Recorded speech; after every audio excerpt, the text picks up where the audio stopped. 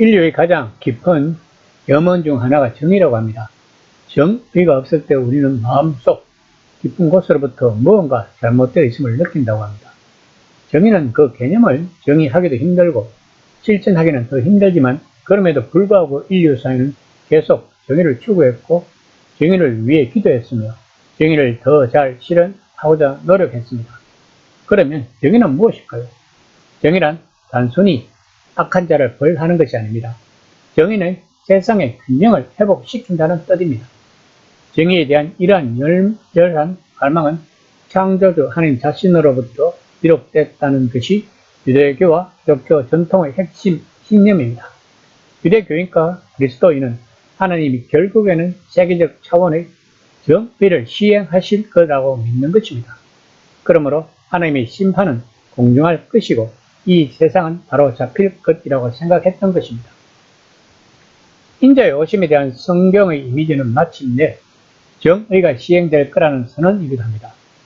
성경과 그 외 다른 유대교 문서를 보면 오늘 본문과 같은 장면들이 많이 나온다고 합니다. 예수님은 고난받으신 후 하나님으로부터 인정받으시고 이 세상의 통치자로 즉위하실 것입니다. 오늘 본문은 앞에서 강조한 바, 즉 예수님이 영광스러운 자리에 오르셨다는 사실을 전제합니다. 이제 본문은 예수님이 공정한 통치가 어떤 방식으로 시행될 것인지를 말해주고 있습니다. 25장 31에서 33절입니다.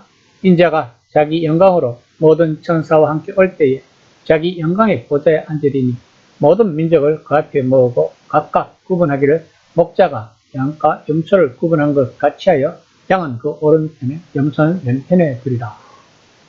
중동 지역에서는 오늘날에도 양과 염소가 같이 풀을 뜯어먹는데 양보다 기온차에 약한 염소를 따뜻하게 해주기 위해 밤에는 따로 두었다고 합니다. 그런데 양과 염소는 구분하기가 쉽지 않다고 합니다. 둘은 색깔도 비슷한데 그래도 다른 것은 양의 꼬리는 아래로 향하고 염소의 꼬리는 위로 향한다는 것입니다. 그렇다면 본문은 무엇을 이야기하고 있는 것일까요? 어떤 차원에서 보면 본문은 최후의 심판에 대한 것입니다. 그러므로 서구의 문화에서는 본문을 그림과 신비극과 많은 고전 작품을 통해 이 개념에 너무 익숙하기 때문에 그러한 전통적 시각에서 벗어나 실제 의미를 찾기가 어려울 것입니다. 그런데 본문에서 심판의 기준이 흥미롭습니다.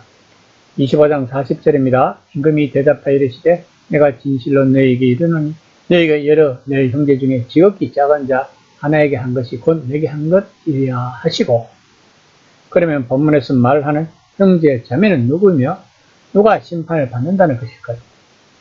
예수님은 앞에서 자신의 형제 자매는 내 하늘 아버지가 원하시는 일을 하는 사람이라고 정의하셨습니다. 예수님이 이 말씀을 하신 맥락에서 보면 그 의미는 내가 말하는 하나님 나라의 선포를 듣고 순종하는 사람이라는 뜻입니다. 그렇다면 본문의 의미는 메시아이신 예수님을 따르지 않는 사람들이 예수님이 자신의 가족으로 여기신 사람들을 어떻게 대했는지에 따라 심판받을 거라는 뜻이 될 수 있습니다. 본문은 예수님이 자기 백성, 특히 자칭 지도자라는 사람들이 하나님의 백성답게 살지 못했음을 비판하시고 자신이 높임을 받게 될 사건을 인자가 인정받는다는 성경적 이미지에 맞추어 말씀하신 것입니다. 그 맥락에서 지금 이 본문은 하나님이 이 세상을 심판하시는 것에 대한 유대인들의 일반적 개념에 다시 한번 초점을 맞추고 있는 것입니다. 그러므로 예수님은 일부 유대교 문서에서 나오는 개념처럼 열방이 이스라엘을 어떻게 대했느냐에 따라 심판을 받는 것이 아니라 하나님의 백성을 예수님 중심으로 완전히 새롭게 정의하신 것과 일관되게 이 세상이 새로워진 이스라엘을 어떻게 대했느냐에 따라 예수님이 직접 이 세상을 심판하실 거라고 선언하시는 것입니다. 물론 열방에 대한 심판은 메시아의 임무 중 하나라고 여겼습니다. 메시아는 종종 목자로 그려졌습니다. 그렇기 때문에 양과 염소의 이미지가 이 심판 장면에 삽입되었을 것입니다. 그러면 예수님이 자기 영광으로 모든 천사와 함께 올 때 자기 영광의 보좌에 앉을 때는 언제일까요? 마태는 이미 16장 27절에서 이야기를 했습니다.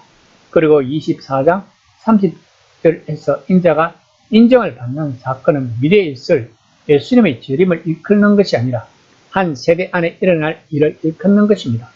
그것은 예수님의 부활과 성천 사건일 것입니다. 지금 마태복음을 접하는 독자들은 이미 예수님의 부활과 성천 사건을 알고 있는 성도들입니다. 그러면 우리들은 그들의 눈높이에서 본문을 해석할 필요가 있는 것입니다.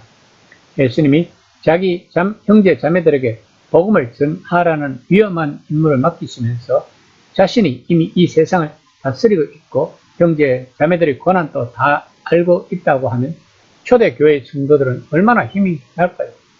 왜냐하면 마태복음이 쓰여진 무렵에는 이미 유대 공동체에서 예수님을 따르는 우리들을 해당해서 추방될 정도로 같은 동족에게 핍박을 받고 있었기 때문입니다.